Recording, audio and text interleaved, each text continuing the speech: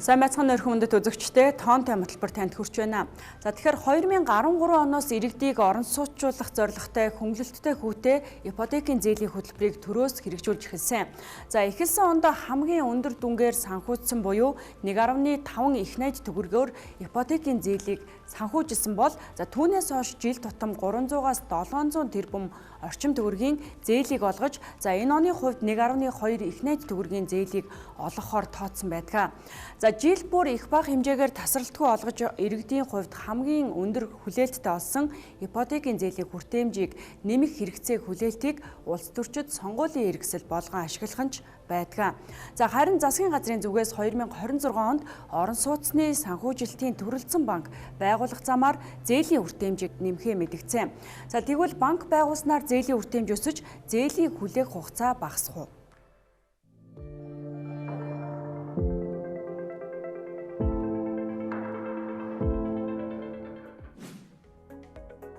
2013 оноос хэрэгжүүлж эхэлсэн хөнгөлөлттэй нөхцөлтэй ипотекийн зээлд энэ оны 10 сар хүртэлх хугацаанд нийт 11 их найд төгрөгийн зээлийг 130 мянга гаруй иргэнд олгожээ.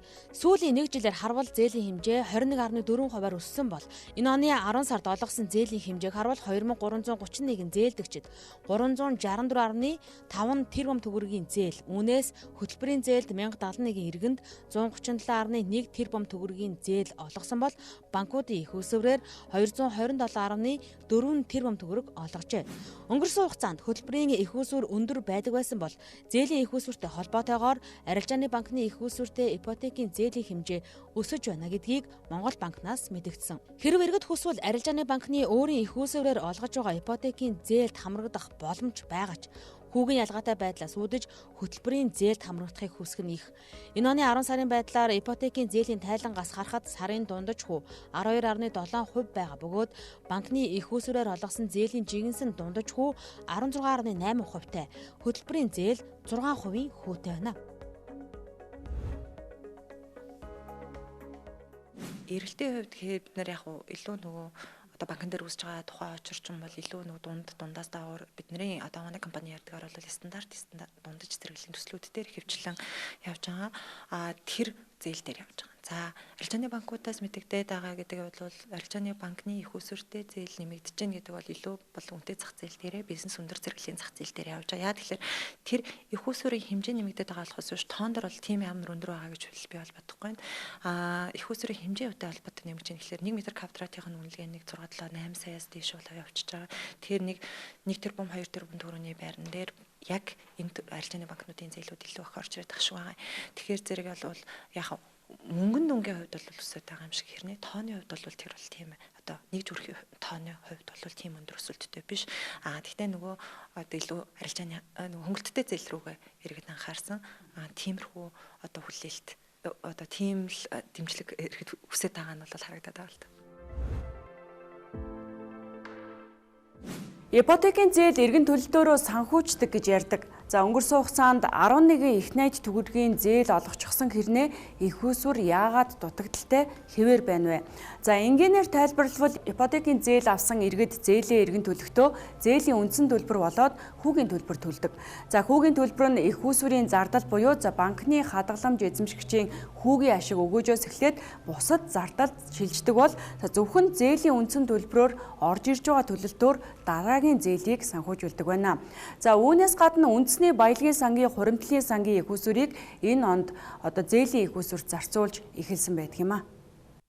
Ипотекийн зээлээр борлуулагдсан барьцаа хөрөнгийг талбайн хэмжээгээр харвал 10.8% нь 40 м квадратаас бага, 35.1% нь 40-оос 60 м квадрат, 34.5% нь 60-аас 80 м квадрат, 19.5% нь 80 м квадратаас дээш талбайтай орон сууц авчээ. Нийт зээлийн барьцаа хөрөнгийн 80.5%-ийг 80 хүртэлх м квадрат талбайтай байр эзэлж байгаа бол тус зээлээр борлуулагдсан барьцаа хөрөнгийн 82.6%-ийг 2011 оноос хойш ашиглалтанд орсон орон сууц эзэлж, энэ нь нийт ипотекийн зээлийн үлдэгдлийн 87.5%-ийг эзэлж байна. Зээлдэгчдийн орлогын хувьд 2.5 сая төгрөг хүртэлх орлоготой иргэд нийт зээлдэгчийн 46.4%-ийг, нийт зээлийн үлдэгдлийн 28.4%-ийг бүрдүүлж байгаа бол 5 сая төгрөгөөс дээш орлоготой иргэд 39.1%-ийг эзэлж байна.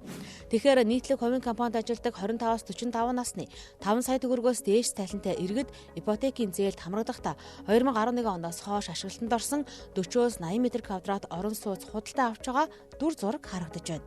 Харин өрхийн орлого улсын хэмжээнд 2.9 сая төгрөг, нийслэлийн өрхийн дундаж орлого 3.3 сая төгрөг байна. Орлогыг задлж харвал 4 өрх тутмын нэг нь л 4 сая төгрөгөөс дээш орлоготой байгаа бол нийт өрхийн 17.4% нь 2-оос 3 сая төгрөгийн орлоготой байна.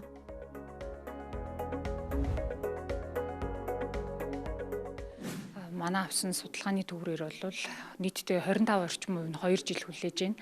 За 50 орчим хувь нь 1-2 жил хүлээж байна гэд үндсэндээ бол нийт зээл авж байгаа иргэдийн маань 75-аас дээш орчим хувь нь урт хугацаанд хүлээж. Тэгэхээр энэ нөгөө санхүүжилт цаанаа дутагдaltaй байгаа гэдгийг бол энэ үзүүлэлт бол харуулж байгаа. За нийтдээ өнөөгийн байдлаар олгогдсон ипотекийн зээл дотроо хөнгөлөлтөө зээлээр нэг 60 гаруй хувь нь.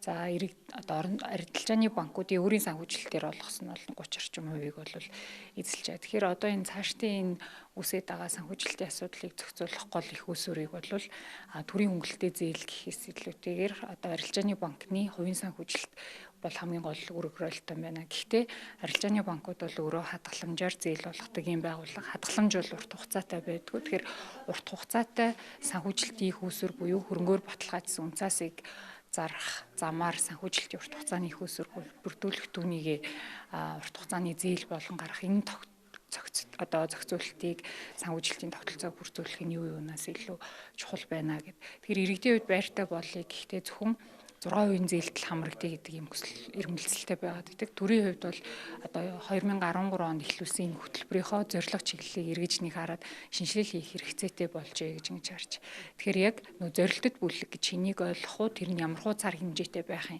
За тэр хүмүүст яг 6% олох уу, эсвэл одоо хүний татаас өх үү гэдэг нэг зүйлийг бол бодох хэрэгтэй. Ипотекийн зээл гэдэг маань үндсэндээ иргэн өөрийнхөө ирээдүйн орлогыг л өнөөдөр хэрэгжилж байгаа асуудал юм л да. Тэрийг л одоо өнөөдөр орон сууцнд хоримтлол болгож хэрэгжилж байгаа юм асуудал байна. Тэгэхээр мэдээж хэрэг хүн бол тэр хоримтлалаа бас бага хүүтэй болж игэл 6%-тай авах сонирхол бол байгаа хаа.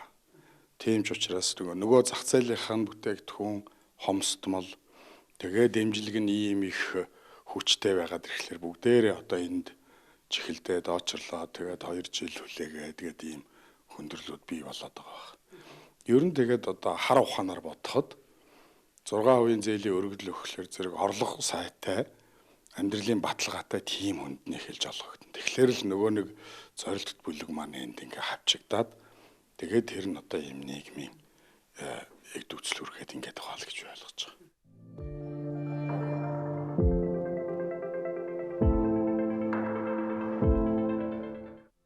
Ипотекийн зээлийн журамд барьцаа хөрөнгийн шалгуурыг тусгасан байдаг. За 80 м2 хүртэлх талбайтай орон сууц худалдаа авахд олгох зээлийн дээд хэмжээ 150 сая төгрөг байгаа. За гэхдээ өнөөдөр орон сууцны үнийн өсөлтөөс шалтгаалж 80 м2 хэмжээтэй байр авах боломж алга байна.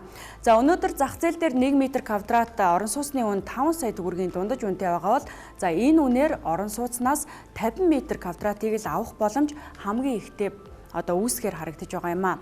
За байрны үнийн өсөлт нь зээлийн шалгуур хангасан иргэдийн хувьд урьдчилгаа төлбөрийн дарамтыг нэмэгдүүлж байгаагаас гадна за банкнаас тухайн барьцаа өрөнгийг үнэлэхдээ барилгын компаниудын зарж байгаа зах зээлийн үнээс хэд доогуур үнэлэх зэрэг нь зээлдэгчдэд ирэх санхүүгийн дарамтыг улам бүр нэмэгдүүлж байгаа юм а. Манай баг судалгаагаа явж байхад арилжааны банкуд биш одоо нөгөө барилгын компаниуд өөрсдөө 6% зээл болгоно гэдэг ийм зар мэдээллүүд нэлээд их байсан. За тэгвэл тэнд нь ингээ харахаар хэрвээ 100% бэлэн төлөлтөөр очивол үнэ бага 3 сая 500. Манай зээлд хамрагдах юм бол үнэ нь бол 5 сая юм шүү. Тэгэхээр тэр цаадлын зөрүү нь бол иргэдийн санхүүжилтийн зардлыг бол өсгөж байгаа. Бид нар яг тодорхой 2-3 жишээн дээр тооцож үзэж байхад бол тэр нөгөө хөнгөлөлттэй гэж бодоод барилгын компаниас хүүгүү ч юм хөнгөлөлттэй гэж авч байгаа зээлийнх нь өртөг нь 20% дандаа авсан юмсан. 23-аас 26% өртөг төлж байгаа. Гэхдээ хүмүүсийн хувьд бол нөгөө өндөр өртөг төлж байгаа гэдэг дээрээ биш 6% авч байгаа эсвэл хүүгүү авч байгаа гэдэг дээрээ л гол фокус өгöd. Тэгэхээр энэ нөгөө 6% гэдэг энэ тоо маань бол нэлээд олон юмны бөглөө болоод байгаа учраас төрийн зүгээс энэ хөнгөлөлттэй зээлийн хөтөлбөрөө одоо шинжлэх хэрэгтэй нь магадгүй зах зээлийн хүүгээр өгдөг зөрүүг нь зорилтод бүлэгтэр татаас хэлбэрээр өгдөг. Хэрвээ тэгэх юм бол иргэд заавал хөнгөлөлтөө зээл гэхгүйгээр ер нь л орон сууцны санхүүжилтийн өртөг юм байна гэдэгт дээр үндэслээд цаашаа явал барилгын компаниуд дундаас нь санхүүгийн зуучлалын үйл ажиллагаа явуулах юм шаардлагагүй болчихно. Тэгэхээр энэ бол зах зээл дээр үсээд байгаа гаджуудлыг одоо арилгахад чиглэсэн нэг чухал үйлдэл болох байх гэж бодож байна. Энэ оны 11 сарын байдлаар өнгөрсөн оны мөн үеэс орон сууцны дундаж үн 12.7%, тэр дундаа хуучин орон сууцны үн 13.9%, харин шинэ орон сууцны үн 11%-аар өслөө. Зах зээл дээр шинэ орон сууцны 1 м квадратын дундаж үн 4,970 мянган төгрөг байгаа бол нийслэлийн дүүргүүдээр харвал Сүхбаатар дүүрэгт хамгийн үнэтэй буюу 5.9 сая төгрөг, харин Сонгон хайрхан дүүрэгт 3,470 мянган төгрөг байна.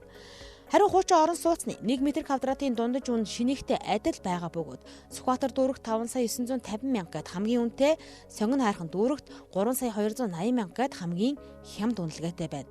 Орон сууцны үн ийхүү өсөхөд барилгын материалын үн нэмэгдэх, компаниудын ажиллах хүчний зардал, цалин хөлс нэмэгдэх, дэд бүтцийн асуудлаас үүдэлтэй зардал, санхүүжилт, зээлийн хүү, өртөг зэрэг нь нөлөөлдөг. Орон сууцны дундаж үн сүүлийн 1 жилд 13 орчим хувиар өссөн нь эх онд үн тогтворжих хандлага ажиглагдаж байгааг салбарын мэргэжилтэн хэлж байна. Үн ханш бол яг одоогийн байдлаар нэрэлсэн үнээрээ 1 м квадратын дундаж үн 4,300-аас 400 мянган төгрөгийн үнэтэй байгаа. За гэхдээ яг энэ бол өнгөрсөн жилүүдийг бодвол өссөн үзүүлэлт. За яг тэгээ ер нь бол одоо энэ айлж бүтээгдэхүүний адил инфляцаа дагаад өсөж байгаа ийм одоо өсөлт. Тэгэхээс биш одоо ямар нэгэн онцлог үзүүлэлтээс болоод гэмэнт өссөн ч юм уу тийм юм бол бас байхгүй. За төгрөгөөр бол за харин долларын хувьд бид нэр ингээ харьцуулаа харахаар бол ер нь бол үн сүүлийн 5-6 жил ерөнхийдөө хадгалагдсан хэвээрээ байгаа.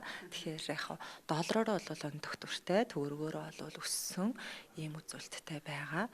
За харин нэг одоо юу гэдэг 25 оны одоо төгсгөл болон 26 онд ажиглагдах нэг юм магадгүй яг дараа жил үн харьцангуйс тогтвортой байх юм болов өмнөх жилүүдийг бодвол за энд бол орон сууцны өртөг ялтчгүй хамгийн чухал. За өртөгт хамгийн гол их өндөр дүнтэй нөлөөлөл үзүүлээд байсан ковидын дараах зүйл бол ер нь бол тээвэр логистикийн хугацаа урт байгаа, тээвэр логистикийн ачаалал ихтэй байгаатай холбоотой үн өссөн. За ийм талууд бол байсан бол бас одоо энэ ачаалал бол харьцангуй одоо 25 оны төгсгөл сүүлийн хагас жил одоо 26 онд харьцангуй гайгүй байх юм ажиглагдаж байна. За ерөнхийдөө тэмцэн дээрх ачаа барааны их өндөр очир энэ багассан. За энэтэй холбоотой ачаа тээвэр багасж байгаатай холбоотой одоо тээврийн компаниуд үн гайгүй болж байна ч гэдэг юм уу те. Ийм нэг тал ажиглагдаж байна.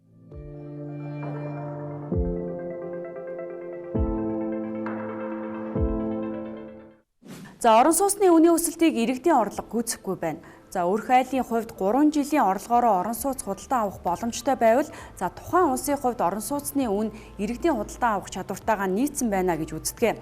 За харин манай улсад энэ үзүүлэлт нь зохистой хэмжээнээс 2-оос 2.5 дахин өндөр буюу за дундаж өрхийн хувьд 8 жил огт идэж ууж өмсөж зөвлөгөө бүх орлогоо хадгалж цуглуулж байж орон сууц авах боломж бүрдэж байгаа гэдгийг судлаачид тооцсон байна. За өнгөрсөн хугацаанд ипотекийн зээлийн хүүг хүчээр бууруулж санхүүжилтийг нэмэгдүүлсэн ч энэ нь иргэдэд эерэг биш сөргөөр нөлөөлж байгааг олон тоо баримт судалгааны үр дүнгууд харуулдаг. За иймээс зээлийн үр хэмжээг нэмэхийн тулд банк байгуулах асуудлыг засгийн газар шийдээд байгаа юм а.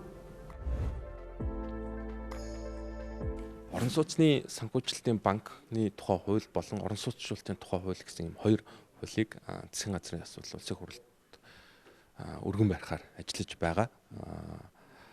Энэ хүрээнд бол Төв банкны зүгээс бол холбогдох хуулийн төслүүдэд бол саналаа илэрхийлсэн байгаа.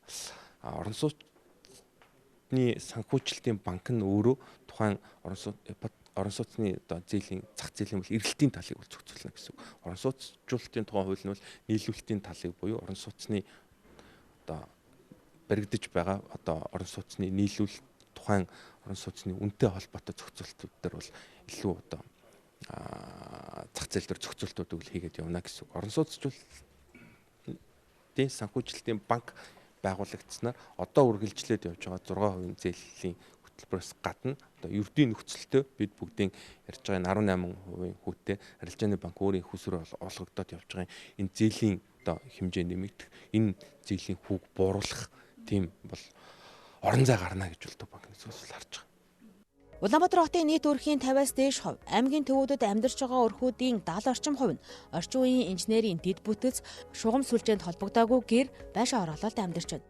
Тиймээс дан ганц хөтөлбөрийн санхүүжилтэд анхаарах бус орон сууцны урт хугацааны тогтвортой санхүүжилтийн тогтолцоог бүрдүүлэх шаардлагатай байна. Засгийн газрын зүгээс ирэх онд орон сууцны санхүүжилтийн банкыг төр хувийн хөвшлөлөн олон улсын санхүүгийн байгууллагын хамтын оролцооны хүрээнд засаглалын оновчтой бүтцтэйгээр байгуулж, хууль эрх зүйн орчныг шинээр бүрдүүлэх, олон улсын туршлагыг судлан банкны сайн засаглалыг бүрдүүлэх, санхүүжилтийн их үүсвэрийг нэмэгдүүлэх зорилгоор үндэсний баялагын сангийн хөрөнгөний удирдлагын бодлоготой уялдсан арга хэмжээг хэрэгжүүлэх, дотоод болон гадаадын хөрөнгөний зах зээлд үнэт цаас гаргах замаар нэмэлт их үүсвэр төвлөрүүлэх, Улаанбаатар хотын хөгжлийн төлөвлөгөөтэй нийцүүлэн орон сууцны эрэлт нийлүүлэлтийг зохистой төвшөнд хүрэхэд анхаарч ажиллахаар төлөвлөж байна.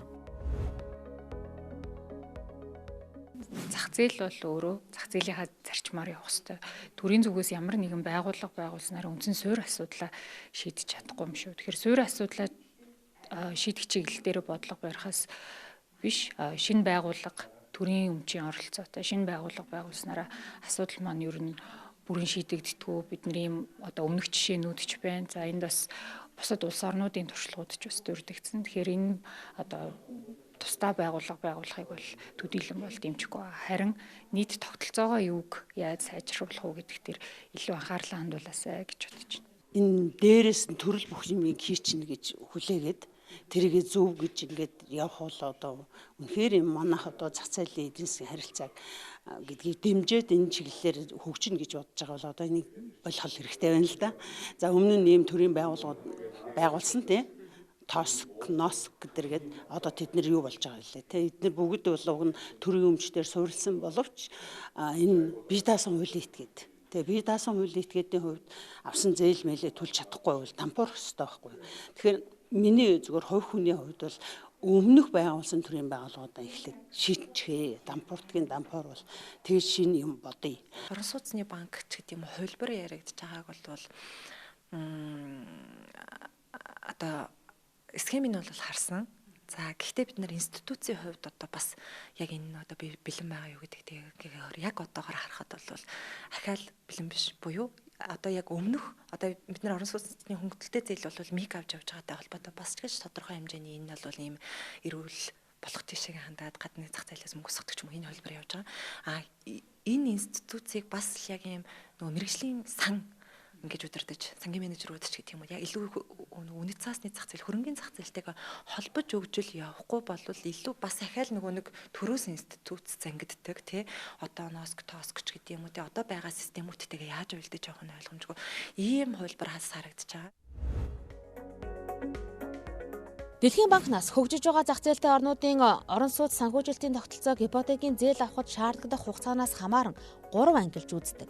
Зээл хүссэн иргэд 1 жил хүрэхгүй хугацаанд хүлээн зээл авах боломжтой бол тухайн санхүүжилтийн тогтолцоонд үр дүнтэй хэрэгжиж байна гэж үздэг бол 1-2 жилийн хугацаанд хүлээн зээл авах боломжтой бол дундаж 2-оос дээш жилийн хугацаанд хүлээн зээл авах боломжтой бол үр дүн муутай гэж үнэлдэг. Манай улсын хувьд ипотекийн зээлийн хүлээлтийн хугацаа уртассан байгаа нь тогтолцоог шинжлэх цаг болсныг харуулж байгаач төрөөс орон сууцны санхүүжилтийн төрөлдсөн банк нэртэй бас нэгэн бүтэц байгуулах нь оновчгүй гэдгийг судлаачид хэлж байна. Үүний оронд хөрөнгөний зах зээлийг хөгжүүлэх, тэр дундаа хөрөнгө оруулалтын сангуудыг хөгжүүлэх, хувийн тэтгэврийн сангууд үйл ажиллагаа эрхлэх боломжтой эрх зүйн орчныг бүрдүүлэх нь төрийн хийх хамгийн чухал ажил. Монголд ч одоо хөрөнгөний зах дээр хийсэн хэлцлүүд ч урт хугацааны хэлцлүүд одоо алга байна шүү дээ. Яг бондын зах зээл дээр бол хувьцаа бол яхаа байж байгаа. Тэгэхээр тэр бондын зах зээл дээр урт хугацааны их усүрээ нөгөө л тэтгэврийн сангаан даатгалын хөрөнгүүдэн байршуулад тэгээд тэр нь урт хугацааны хэлцэл хийж чаддаг төвшөнд хүрээд ирэхлээр зэрэг зах зээлийнх нь орон сууцны ипотекийн зээлийн их усүр аяндаа бий болох юм. За тэгэхээр зах зээл нь бол уг нь дийлэнх нь байх ёстой. За тэр том зах зээлийн тогтолцоо одоо найдвартай сайн ажиллаад эхлэхээр төр өөрөө нөгөө зорилтод бүлэгтэй дэмжлэг шаардлагатай иргэдтэй олгодог хөнгөлөлттэй бүтээгдэхүүнүүдэн тэр том зах зээлийнхаа хажуугаар ингээд яваад байх хэрэгтэй. Тэгэхээр тэр төрийн дэмжлэгийн хэсэг маань одоо өнөөдөр ажиллаад байгаа боловч зах зээлийн үндсэн тэр тогтолцооны хөрөнгөний зах зээлээр дамждаг тэр хэсэг нь олигтой ажиллаж өгөхгүй болохоор зэрэг энэ их усрын дутагдал ороод байгаа. Тэгэхээр энийг байнга ингээд төсвөөс санхүүжүүлээд явна гэх юм бол тийм их усүр байхгүй шүү дээ. Тэгэхээр одоо болж өгдөг бол одоо энэ төр засаг маань хөрөнгөний захын хөгжлийг их анхаарад урт хугацааны хэлцлүүдэд сайжруулах, хэрэгжүүлэх тэр болцоогоо хайх юм бол энэ асуудал шийдэгдэх ёстой.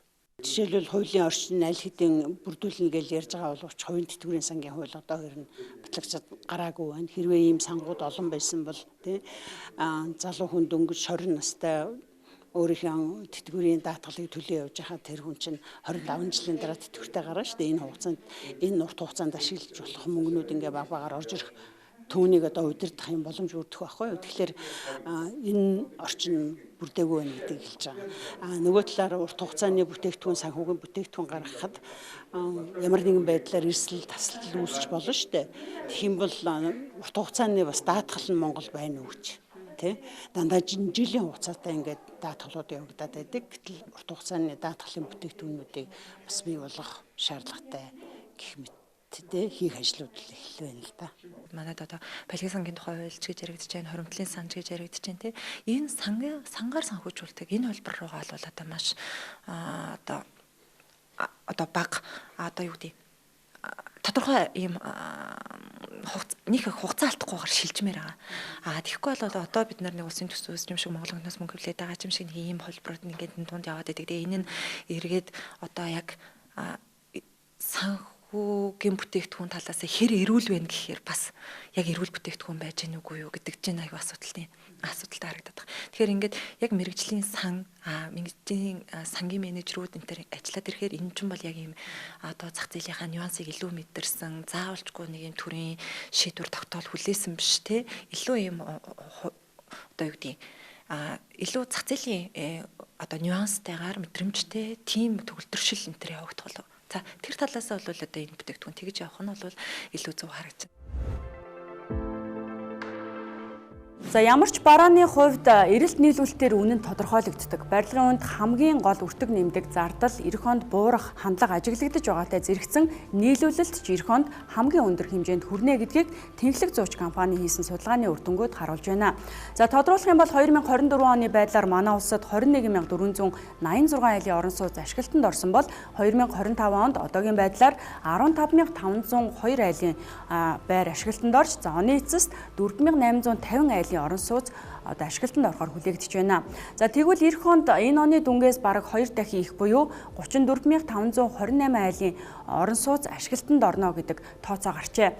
За үүнээс цааш 2027 онд 21.1 мянга, за 2028 онд 13 мянга, за 2030 онд 16.7 мянган айлын орон сууц тус ашиглалтанд орохоор хүлээлт үүсэж байгаа юм а. За орон сууцны нийлүүлэлт ийхүү нэмэгдэхээр байгаа бол нөгөө талд эрэлт бол хангалттай байгаа. За зээлийн үлдэгдэл 1.80 төгрөгийг давсан гэдгийг Төв банкнаас мэдээлсэн. За тиймээс банк байгуулах гэхээсээ илүүтэй ипотекийн зээлийг одоо илүү дахин шинжлэх буюу тогтолцооны шинжилэл хийх шаардлагатай гэдгийг судлаачид онцолж байгаа юм а. За урт хугацааны санхүүжилт хөрөнгөний зах зээл дээр бий болох боломж эрх зүйн орчноо шинжлэх цаг хэдийн болж, за энэ зээлийн эрэлт өдрөөс өдөр өсөж байгаа учраас хугацаа алдахгүйгээр эрх зүйн орчныг сайжруулахыг судлаачид сануулж байгаа юм а. Үзэгчдээ бүхэнд тоонтой хөтөлбөрийн энэ удаагийн дугаар хүрлээ. Хамт байсанд баярлалаа.